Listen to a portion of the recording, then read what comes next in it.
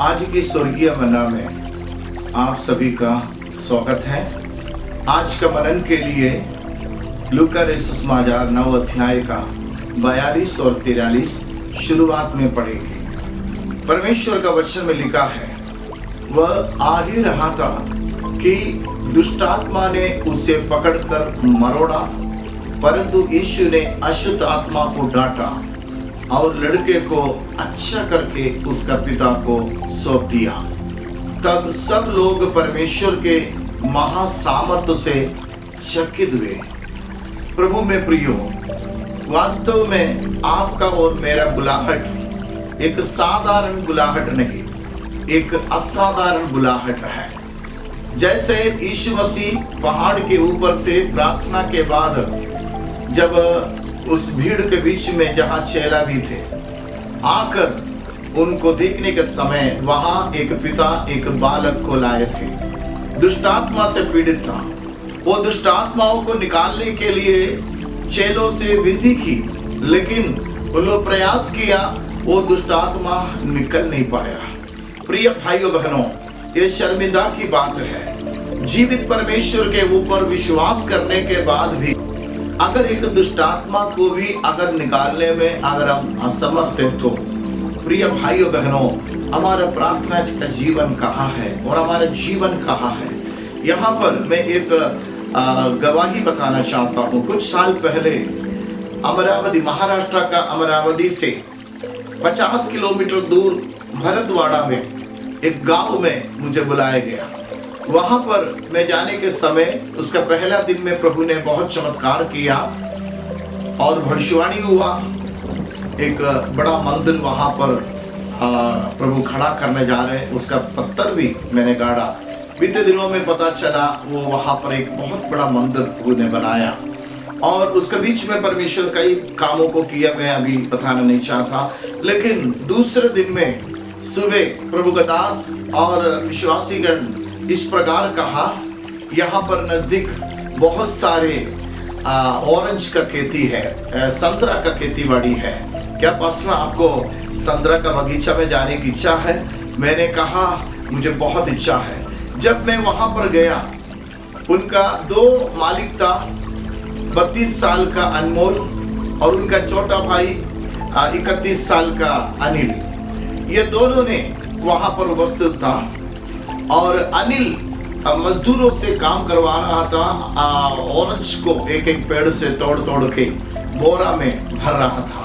लेकिन मुझे वो प्रिय लोगों ने कहा, पास्टर आपको जो भी पसंद है ऑरेंज आप तोड़ दो और खाओ। मैं एक एक ऑरेंजों को बड़ा प्यार से तोड़कर खा रहे थे। अचानक छोटा मालिक अनिल के ऊपर में मेरा ध्यान गया।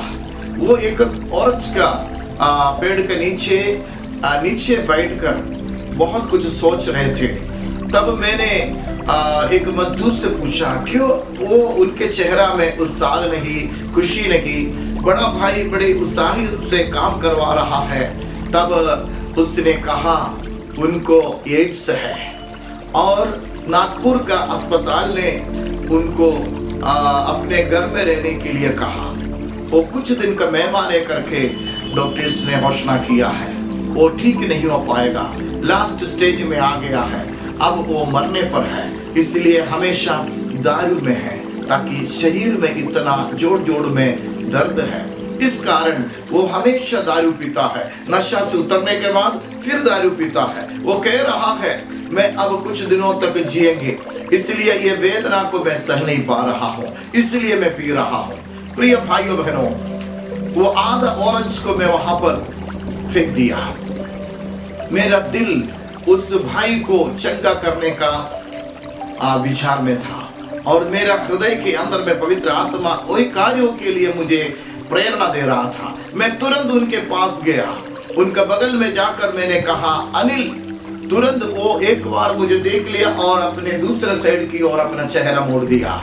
मैंने उस साइड में जाकर अनिल करके पुकारा, फिर वो इस साइड में। करीब प्रिय भाइयों बहनों 5-6 मिनट उसने मुझे चेहरा नहीं दिया अपना, लेकिन उस समय में पवित्र आत्मा बड़ी सामर्थ्य के साथ मेरे मुंह से कहा, अनिल तू मरेगा नहीं, तू जीवित रहेगा। और प्रभु की महिमा करेंगे। तुरंत वो मेरी ओर चेहरा दिखाकर कहा, कौन बोल रहा है मैं जीवित रहेगा? मेरे खुद का शरीर में मैं अनुभव कर रहा हूं, मेरे परिवार वाला कह रहा है और डॉक्टरों ने मुझे त्याग दिया है। अब कौन कहता है मैं जीवित रहूंगा करके? मैंने कहा, मैं नहीं कह रहा हूं, यीशु मसीह कह रहा है। अगर तू यीशु के ऊपर विश्वास करेंगे, यीशु तेरे बीमारियों को, एड्स को यीशु पूरी तौर से दूर करके तुझे चंगा करेगा। कुछ देर के बाद वो नरम हो गया, वो मुस्कुराने लगा, भैया मैं जीवित रहेगा क्या? मैं बोला, हाँ अनिल, तू विश्वास कर, तू जीवित रहेगा, यीशु तुमको जिंदा रखेंगे। तुरंत प्रिय भाइयों बहनों, वो बड़ी खुशी से कहा, भैया आज रात को आपको मेरे घर में भोजन होगा। मैंने कहा, आसपास का कई गांवों में मुझे जाना है, प्रभु का संदेश सुनाना है, लौट कर रात को आएंगे। 11 बजे प्रिय भाइयों बहनों उनका घर में मैं गया और उनका घर से भोजन ग्रहण किया। मुझे 6 बजे सुबह वहीं से भिलाई की ओर आना था। प्रिय भाइयों बहनों, जैसे हम सब खड़े थे, मैं प्रार्थना के साथ आत्मा से भरकर उनका सिर में हाथ रखकर उस एड्स की आत्मा को ढांटा। तुरंत प्रिय भाइयों बहनों वो वहां पर नीचे गिरकर शैतान उनका पेट के अंदर में मरोड़ना शुरू किया। वो एक कीड़ा की समान प्रिय भाइयों बहनों तड़पना शुरू किया। शैतान उनको तड़पा रहे थे। मैं फिर से एक बार एड्स आत्मा अनिल के अंदर से यीशु के नाम से दूर हो, जैसे कहा वो निश्चल हो गया, वो मुर्दा जैसे हो गया। उनका घर वाले रोने लगा। मैंने कहा, रोने की जरूरत नहीं, अनिल मरा नहीं, आधा घंटे के बाद वो जरूर उठेंगे, अभी उनको उठाना नहीं। मैं प्रेयर करके वहां से निकल गया। दूसरे दिन सुबह फर्स्ट गाड़ी में मैं हालेलुया भरतवाड़ा में आया, अमरावती में आया, ट्रेन पकड़कर भिलाई में आया। लेकिन मैं वो बातों को भूल गया। लेकिन 3 महीना के बाद प्रिय भाइयों बहनों मुझे याद आया, अरे वो अनिल, मैं अभी तक फोन नहीं किया। तुरंत मैंने फोन किया। मैंने सोचा अनमोल फोन उठाएंगे, कहेंगे अनिल खत्म हो गया है। लेकिन प्रिय भाइयों बहनों, मैंने कहा अनमोल है क्या? उन्होंने कहा अनमोल नहीं, अनिल। मैं बोला भिलाई वाला पास्टर कह रहा हूँ। उसने कहा, पास्टर जी आपका नंबर मिस हो गया था, जैसे आपने मेरे घर से निकल गया, आधा घंटे के बाद मैं उड़ गया हूँ। मेरे शरीर में बिल्कुल दर्द नहीं है। और कुछ दिनों के बाद घर वाले मुझे नागपुर में वही अस्पताल में ले गया। लेकिन वहां पर जाने के बाद डॉक्टर लोग आश्चर्यचकित हो गया, तू अब तक जिंदा है? हाँ जी, जिंदा रखा है। डॉक्टर लोग उनका टेस्ट किया और उसके बाद जांच के लिए मुंबई में भेज दिया। मुंबई से जांच रिपोर्ट आया प्रियो, उनका शरीर में बिल्कुल एड्स का लक्षण तक नहीं था। हालेलुया, आनंदित होकर अनिल अब तक जीवित है और प्रभु का गवाह बनकर। प्रिय भाइयों बहनों, यहाँ पर मैं आपको बताना चाहता हूँ, अगर आप विश्वास करता है यीशु मसीह के ऊपर, अगर ऐसा है तो जब आप मन फिराते हैं, पापों की क्षमा मांगते हैं, अभिषेक आपके ऊपर में आता है, आपके द्वारा चमत्कार होना चाहिए। ये परमेश्वर का वचन कहता है। मरकुस 16 का 17-18 में लिखा है, विश्वास करने वालों में ये चिन्ह होंगे कि वे मेरे नाम से दुष्ट आत्माओं को निकालेंगे, नई नई भाषा बोलेंगे, सांपों को उठा लेंगे, और यदि वे प्राण नाशक वस्तु भी पी जाए तो भी उनकी कुछ हानि ना होगी। वे बीमारों पर हाथ रखेंगे और वे चंगे हो जाएंगे। अगर आप यीशु मसीह के ऊपर में विश्वास करने वाला व्यक्ति है तो, अगर आप अपने पापों की क्षमा मांग लिया है तो, अगर आपके ऊपर में अभिषेक है तो, निश्चय ही अद्भुत काम आपके जीवन में होना चाहिए। केवल पास्टर लोग नहीं, विश्वास करने वालों में ये चिन्ह होना चाहिए। ये पवित्र वचन कहता है। यीशु मसीह हम सबों को चेला बनाया है। इसलिए भाई बहनों, आपके जीवन में अगर ये चमत्कार नहीं है तो कुछ फाल्ट आपके जीवन में है। इसलिए इन दिनों में प्रभु से आप प्रार्थना करें, परमेश्वर मैं भी पूर्ण रीति से आपके ऊपर मैं विश्वास करता हूँ। आप भाई हो, बहन हो, आप बच्चा हो, बुजुर्ग हो, लेकिन अगर आप विश्वास करेगा तो आपके जीवन के द्वारा यीशु मसीह की महिमा होगी। आप हालेलुया पहले का जो वचन की ओर हम जाएंगे, लूका 9 अध्याय आप देख चुके हैं। वहां पर पिता यीशु मसीह आने के समय उनके सामने कंप्लेंट कर रहा है, ये मेरा बालक है, ये दुष्ट आत्मा से पीड़ित है, मैं तेरे चेलों से कहा लेकिन वो निकाल नहीं पाया इस दुष्ट आत्मा को।